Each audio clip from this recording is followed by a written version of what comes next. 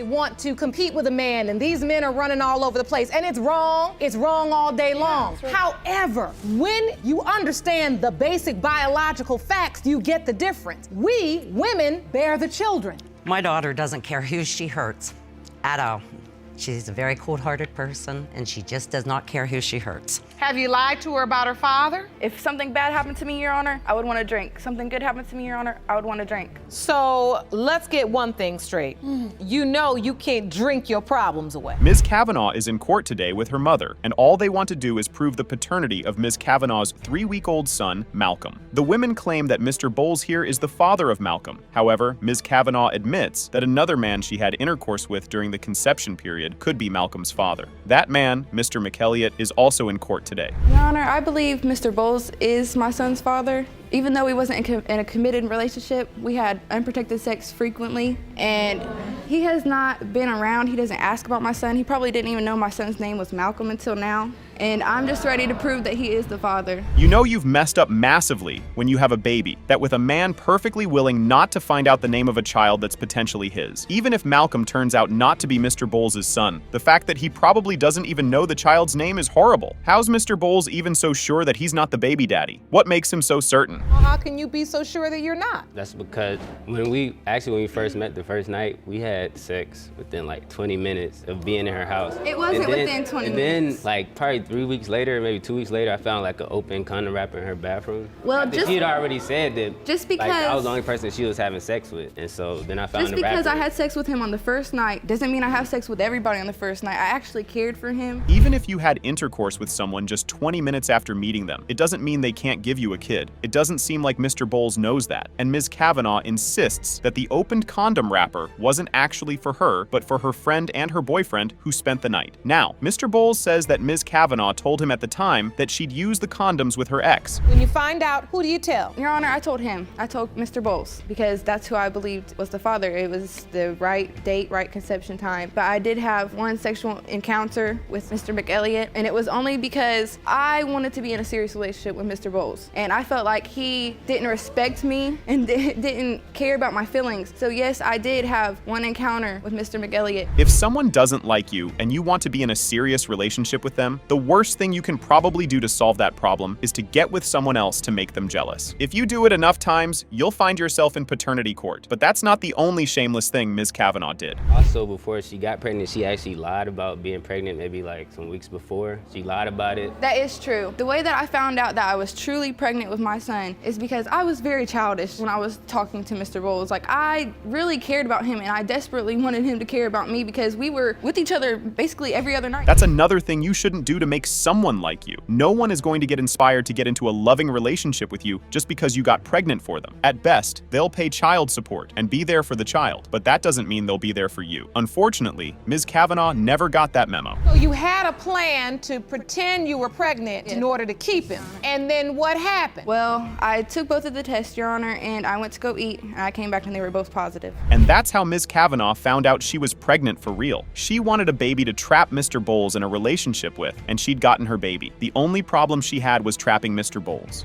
Like, when I was pretending to be pregnant or trying to be pregnant, I don't think I understand fully the responsibility that I do now. Yes. So, because it's a lot of responsibility, yes, isn't it? It's hard. And I'm very proud of her. She's really stepped up. We've heard a lot from Mr. Bowles and Ms. Kavanaugh. It's time for us to hear from the other potential father, Mr. McElliott. He probably has something interesting to say. My relationship with Ms. Kavanaugh, I would say, is a very special one. Me and her, we met, I got her number. I called her that evening, offered her for a movie.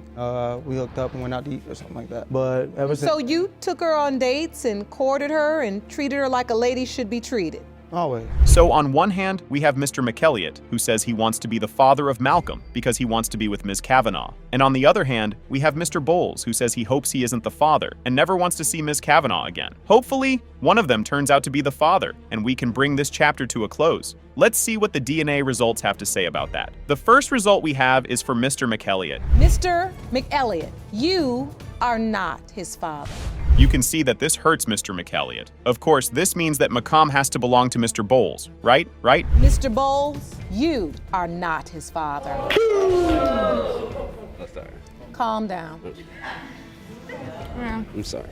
So who is the father of Ms. Kavanaugh's child, Malcolm? Well, to get answers to that question, we actually have to check out another appearance of Ms. Kavanaugh on paternity court. I need to put you guys through all that. I am hoping that you still pursue Malcolm's biological father. Do you know who that is? Is it that third person, or do you not know? It's the third person. Ms. Kavanaugh is in court again to find out who the father of her child, Malcolm, is. This time, she brings along with her a good friend of her mother, the defendant, Mr. Spence. Mr. Spence here says he had intercourse with Ms. Kavanaugh once after repeated attempts from her to sleep with him.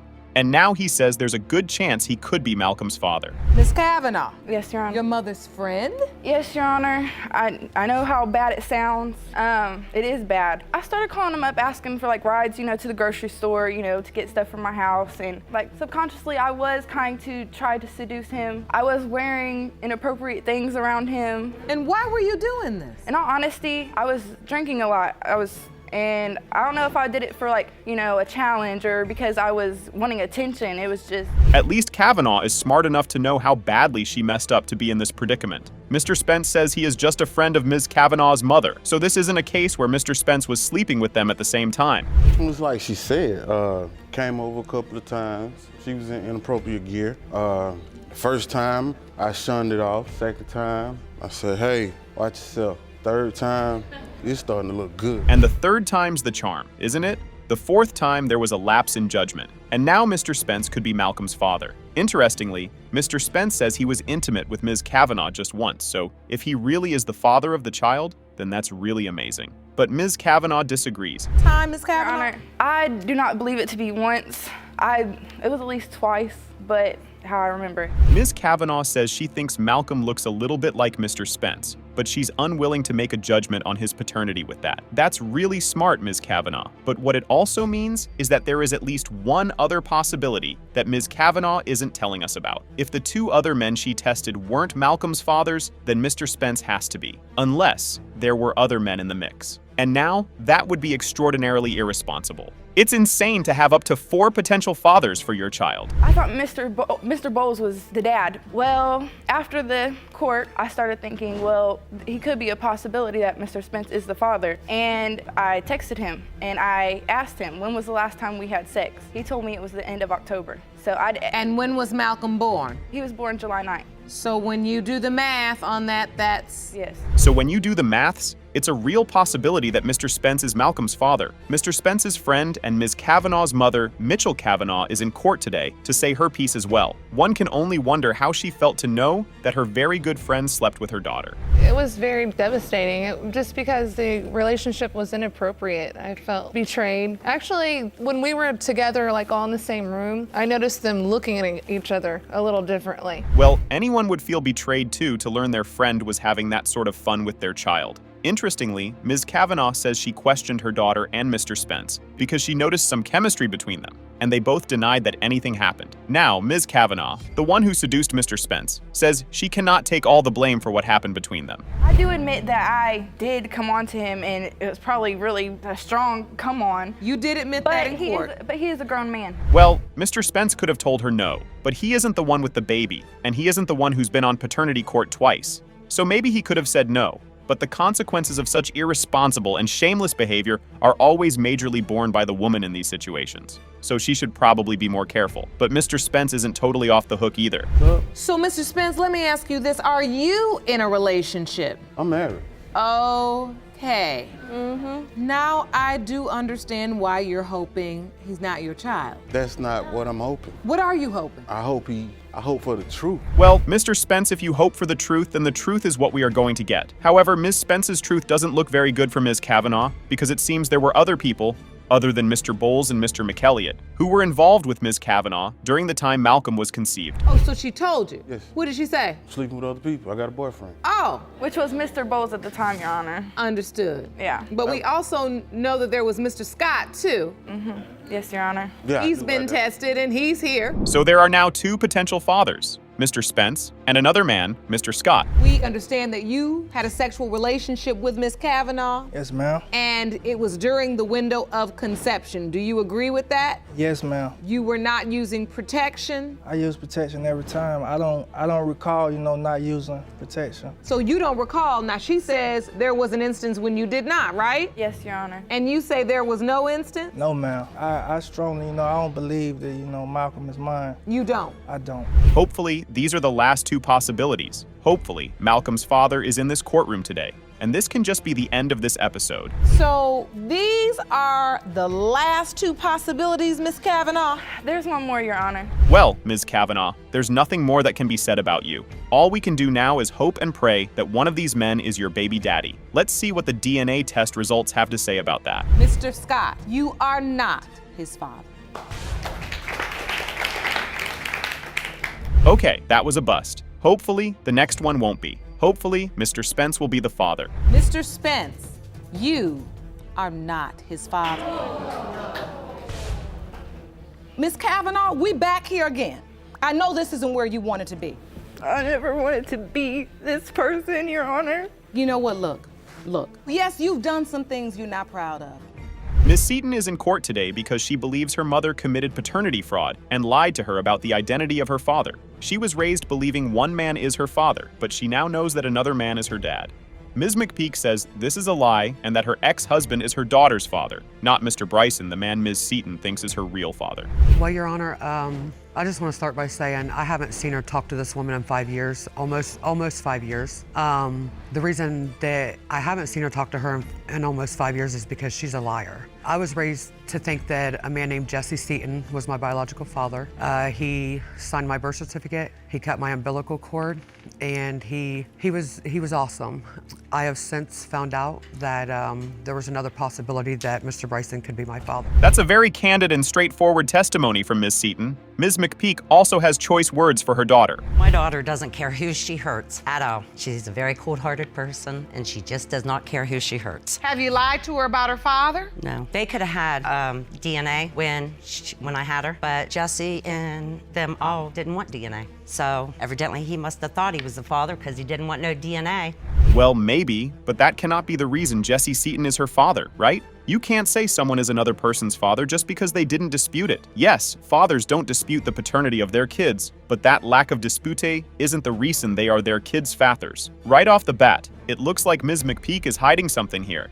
You know what? There's probably a good reason why mother and daughter haven't seen or spoken in 5 years. Back in 2011, I had complications and I needed a blood transfusion. My mom was supposed to make it to the hospital. She never showed up, whatever the reason was. So my grandmother and my Uncle Paul had both donated blood for the blood transfusion, and it came out that they were not. Either one of them wasn't a match. So they couldn't give me the blood. So it wasn't like Ms. Seaton went out looking for the truth about her identity. It just landed in her lap. However, Ms. McPeak disputes this in the strangest of ways. She's a liar. She always has been. She does whatever she can to hurt anybody. She doesn't have a heart at all. But is she lying about the hospital saying there's not a match? Yes, she is. Liar. Your Honor, I would just like to say my grandmother did submit a statement if you would like to. Calling someone a liar doesn't make an argument. And the evidence Ms. Seaton submits checks out. The issue of the blood at the hospital is true. And Ms. Seston's grandmother's letters say that when Ms. McPeak started going out with Jesse Seaton, she was already pregnant by Mr. Bryson. What does McPeak say to that? Well, it's more insults from her. She's just as big a liar as her granddaughter. Plain and simple. She never thought that I was good enough for a son. He could have had DNA at that time, and he didn't want DNA. He said he was 100% sure it was his. And ever since Jessica's been old enough to talk, maybe kindergarten, she's been nothing but an habitual liar. You know what would be the strangest and the most shameful thing? If the DNA results come out and show that Mr. Bryson is actually Ms. Seston's father.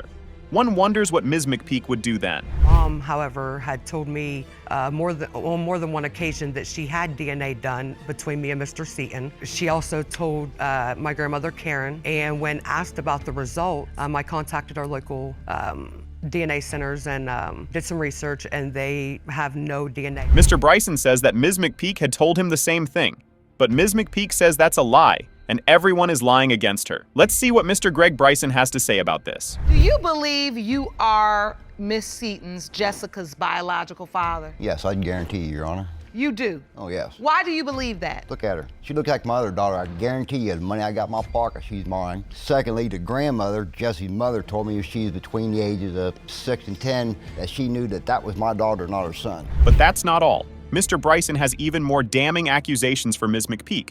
He says she'd come over to him and told him straight to his face that the child she was carrying belonged to him and not to Jesse Seaton. The only one she was having? Oh, no, Your Honor. There were several other men she had been with. I found this out later on, but, you know, it's, How many men did you find out she was with? 4. But, you know, it's the kind of thing, without being rude to anybody and anybody taking anything offensively, there are those people that need multiple men for multiple things.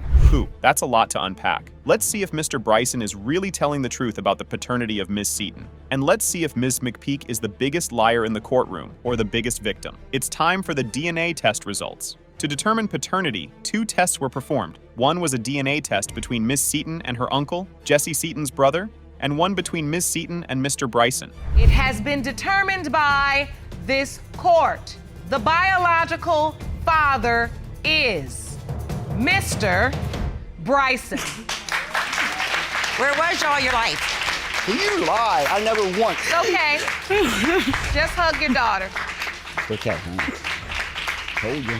Arthur Ellis and Eugene Ellis have brought their mother to court today to learn who their real father is. That's because they recently learned that their mother, Ms. Shivers, slept with both their father and his brother. So their uncle could actually be their biological father. Ms. Shivers admits she did this and is in court today to find out who fathered her boys and beg for their forgiveness. Phew. We were at a family gathering, you know, just having some drinks or whatever, and Uncle Ronnie came up to me and said, "You know, I'm your son. You know, you my son, right? You know, so." Yeah, it was basically like a family get-together. It was a family function. You know how people get when they, you know, indulge or whatnot. I guess he overindulged and the truth came to light. Ms. Shivers admits that she slept with both brothers because she had no choice and nowhere to go. Now, one of her sons, Arthur Ellis, believes he is his uncle's son, and the other son, Eugene, says it's possible because their father treated Arthur differently while he was alive.